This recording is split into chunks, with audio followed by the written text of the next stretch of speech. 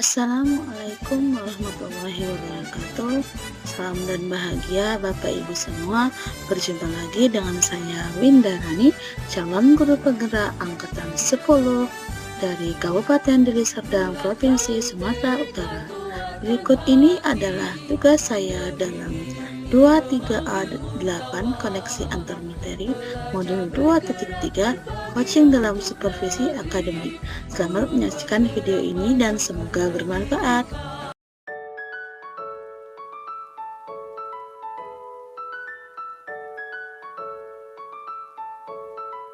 1. Pengalaman atau materi pembelajaran yang baru saja diperoleh. Pada modul 2.3 ini, saya telah mempelajari tentang supervisi akademik yang bertujuan untuk pengembangan kompetensi guru di sekolah. Pendekatan yang digunakan adalah coaching yang memiliki 3 prinsip, yaitu kemitraan, proses kreatif, dan memaksimalkan potensi. Kompetensi inti coaching yang harus dimiliki diantaranya kehadiran penuh atau presensi, mendengarkan aktif, dan mengajukan pertanyaan berbobot. Percakapan coaching menggunakan alur tirta, yaitu tujuan, identifikasi, rencana aksi, dan tanggung jawab. Terdapat 3 tahapan dalam supervisi akademik, yaitu pra-observasi, perencanaan observasi, pelaksanaan, dan pasca observasi atau tindak lanjut. Emosi-emosi yang dirasakan terkait pengalaman belajar. 1. Cemas. Sebelum mengetahui isi materi dalam modul ini, saya sedikit cemas karena khawatir tidak mampu dalam memahami dan mengaplikasikannya. 2. Tertarik. Setelah mempelajari dalam eksplorasi konsep, saya mulai tertarik dalam mendalami isi dari modul 2.3 ini. 3. Gembira.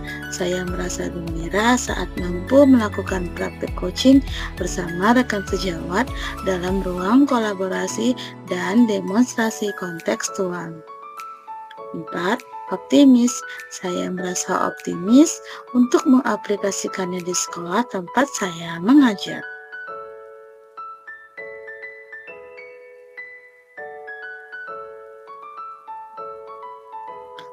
Apa yang sudah baik berkaitan dengan keterlibatan dirinya dalam belajar?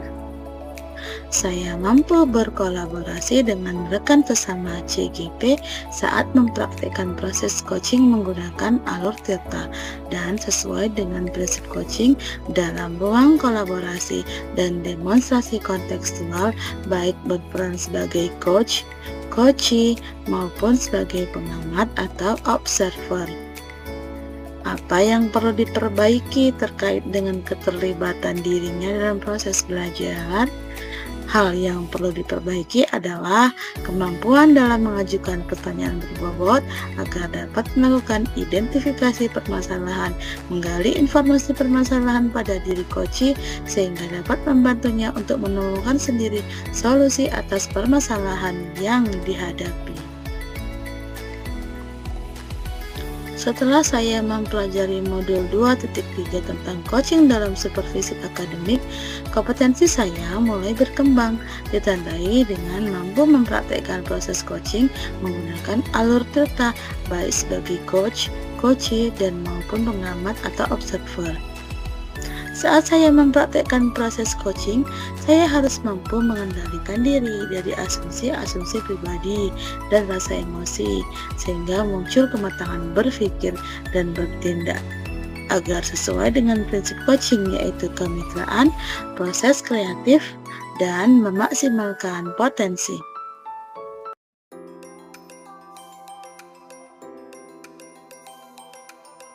Memunculkan pertanyaan kritis yang berhubungan dengan konsep materi dan menggalinya lebih jauh. Prinsip coaching dapat diterapkan jika kepala sekolah memiliki pengetahuan tentang coaching dalam supervisi akademik dan mau mengaplikasikannya di sekolah.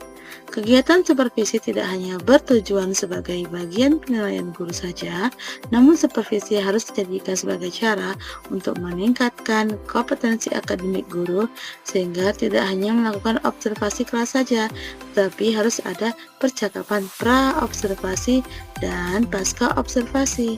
Dalam percakapan pra-observasi, kepala sekolah harus mendiskusikan perencanaan yang akan dilakukan oleh guru. Sedangkan saat pasca observasi, kepala sekolah memberikan umpan balik atau tindak lanjut terkait pelaksanaan observasi kelas yang dilakukan oleh guru.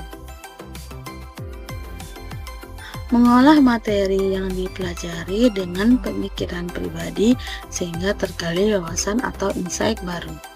Coaching dalam supervisi akademik sangat berpengaruh dalam terwujudnya pemimpin pembelajaran yang berpihak pada murid. Agar dapat terwujud pembelajaran yang berpihak pada murid, maka guru harus memiliki kompetensi menjadi pemimpin pembelajaran. Menjadi pemimpin pembelajaran harus memahami perkembangan model secara menyeluruh dan tidak hanya aspek kognitif saja, namun juga harus memahami karakter dan sosial emosional murid. Dengan demikian, tujuan coaching dalam supervisi akademik untuk mengembangkan kompetensi guru agar dapat meningkatkan kinerja dan terwujudnya pembelajaran yang berpihak pada murid. Menganalisis tantangan yang sesuai dengan konteks asal CGP baik tingkat sekolah maupun daerah. Tantangan terbesar saat ini di sekolah saya adalah menyeragamkan pemahaman tentang coaching dalam supervisi akademik kepada komunitas di sekolah. Supervisi akademik hanya dijadikan sebagai penilaian rutin kepala sekolah kepada guru saja.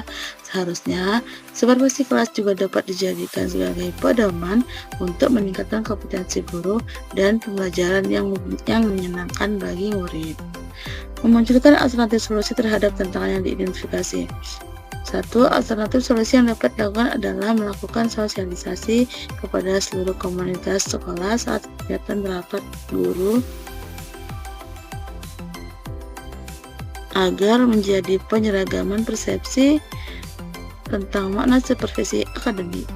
Solusi selanjutnya adalah dengan memberikan contoh dan dalam supervisi akademik melalui berbagai media informasi dan dapat diakses oleh seluruh komunitas sekolah.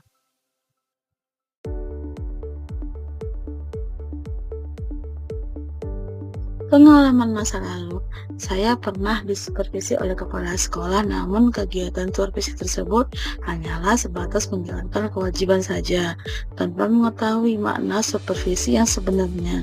Kegiatan supervisi akademik hanya dilakukan saat kepala sekolah melakukan observasi kelas saja, tanpa adanya kegiatan pra-observasi dan pasca observasi, sehingga hanya sebatas pemberian nilai guru saja. Penerapan di masa mendatang. Rencana ke depan, kegiatan supervisi ini harus dijadikan salah satu bagian dalam peningkatan kompetensi guru dalam bidang akademik dengan menggunakan prinsip coaching, yaitu kemitraan, proses kreatif, dan memaksimalkan potensi. Konsep atau praktik baik yang dilakukan dari modul lain yang telah dipelajari. Modul 2.1. Dalam pembelajaran diferensiasi, murid dikelompokkan berdasarkan kebutuhan belajarnya agar dapat memaksimalkan potensi yang dimiliki. Begitu pula dengan praktik coaching yang harus memaksimalkan potensi coach agar dapat menemukan sendiri solusi atas permasalahan yang dihadapi. Modul 2.2. Dalam pembelajaran sosial emosional terdapat teknik stop dan mindfulness yang dilakukan untuk dapat membuat suasana menjadi lebih kondusif saat melakukan coaching pun seorang coach harus menerapkan teknik tersebut agar dapat fokus dan terwujud kehadiran penuh saat melakukan proses coaching. informasi yang didapat dari orang atau sumber lain di luar bahan ajar PGP. Proses coaching sebagai komunikasi pembelajaran antara guru dan murid. Murid diberikan ruang kebebasan untuk menemukan kekuatan dirinya dan peran pendidik sebagai pamong dalam memberi tuntunan dan memberdayakan potensi yang ada agar murid tidak kehilangan arah dan menemukan kekuatan dirinya tanpa membahayakan dirinya. Dalam relasi guru dengan guru atau rekan sejawat, seorang coach juga dapat membantu seorang coachee untuk menemukan kekuatan dirinya dalam pembelajaran. Pendekatan komunikasi dengan proses coaching merupakan sebuah dialog antara seorang coach dan coachee yang terjadi secara emansipatif dalam sebuah ruang perjumpaan yang penuh kasih dan persaudaraan. Terima kasih telah menonton video ini dan mohon maaf apabila dalam penyampaiannya terdapat kesalahan. Nah, akhir kata saya ucapkan salam guru penggerak, tergerak, bergerak, menggerakkan. Wassalamualaikum warahmatullahi wabarakatuh.